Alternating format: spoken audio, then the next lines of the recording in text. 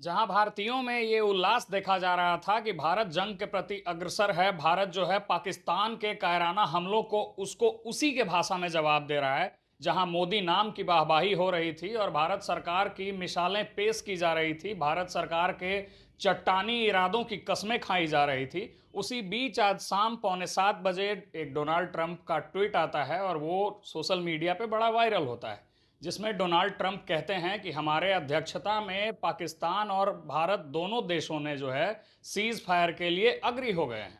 मतलब अब cease fire का उल्लंघन नहीं होगा। एक मैसेज बड़ा सर्कुलेट होता है डोनाल्ड ट्रंप के द्वारा कि भारत और पाकिस्तान का युद्धगत स्थिति जो बन रही थी और युद्ध का जो प्रारंभ हुआ था वो अब पूरी तरह से थम जाएगी। इस ट्वीट के बाद सोशल मीडिया पे दो विचारों का संचार बड़ी तेजी से होने लगती है। पूरी खबर पे चर्चा करें उससे पहले औपचारिकता के लिए अपना परिचय दे दें। रमनिक राज नाम है हमारा और आप देख रहे हैं वॉच न्यूज।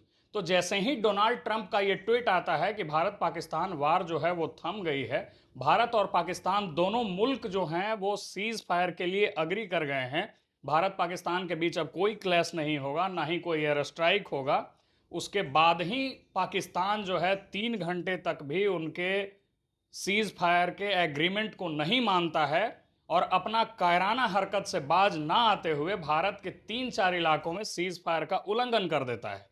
जम्मू के ऊपर ड्रोन बरसाए जाते हैं, ऐसे सैटेलाइट्स व्यूज आए हैं और ऐसे कई एक विजुअल्स देखे जा रहे हैं सोशल मीडिया पे जिसमें कि ये कहा जा रहा है कि जम्मू के ऊपर में ड्रोन बरसा है। तो अब इस बात को माना जाना चाहिए कि अमेरिका किस नज़र से इसको देखता है। अमेरिकी राष्ट्रपति जो हैं, जिन्होंने आकर के दुनिया के सामने ये कहा था कि भारत और पाकिस्तान दोनों इस चीज़ के लिए एग्री हैं, वहीं पाकिस्तान ने तो सीज फायर का उल्लंघन कर दिया। तो अब अमेरिका का क्या स्टैंड है? उसी अमेरिका का क्या स्टैंड है जिसके राष्ट्रपति डोनाल्ड ट्रंप ये लोगों के सामने आकर के कहते हैं कि भारत ने जो पहलगाम हमला का जवाब दिया है वो पूरी तरह से खेदपूर्ण है। अब देखना ये होगा कि अब अमेरिका का स्टैंड किस तरीके से जाता है। अमेरिका एक व्यापारी मुल्क है, शुरू से ये देखा जाता रहा है, चाहे वो 1965 का युद्ध हो, चाहे वो 1971 का युद्ध हो। अमेरिका का स्टैंड हमेशा उस देश के तरफ होता है जो उसके तरफ से अपने ट्रूप्स के लिए वेपन्स खरीदते हैं। लेकिन यहाँ अमेरिका ने अध्यक्षता की और ये कहा जाने लगा, दो विचारों का जो संचार सोशल मीडिया पे चल रहा था उसमें लोग ये कह रहे थे कि इंदिरा गांधी वाला जिगरा किसी प्रधानमंत्री में नहीं होगा। कुछ लोग ये भी कह रहे थे कि अटल बिहारी वाजपेयी हो जाना आसान नहीं है। जहां अमेरिका के राष्ट्रपति क्लिंटन ने अटल बिहारी वाजपेयी को कॉल करके ये कहा था कि पाकिस्तान आपके ऊपर मिसाइल दागने के लिए तैयार है, तो अटल बिहारी वाजपेयी ने यह जवाब दिया था कि हम आधा भारत जो है उसको रखने के लिए पूरी तरह से तैयार हैं, मतलब हम आधा भारत खोने के लिए तैयार हैं, लेकिन कल के सूरज से पहले पाकिस्तान नाम का मुल्क इस विश्व में नहीं रहेगा।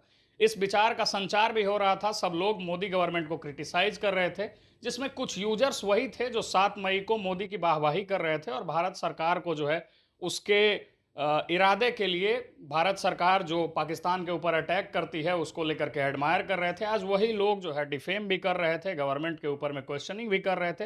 यही प्रजातंत्र की खूबसूरती भी है भारत की। बहरहाल मौजूदा स्थिति ये है कि भारत के नागरिकों को, भारत के तमाम युवाओं को अपने देश के सेना पे पूरी तरह से यकीन है।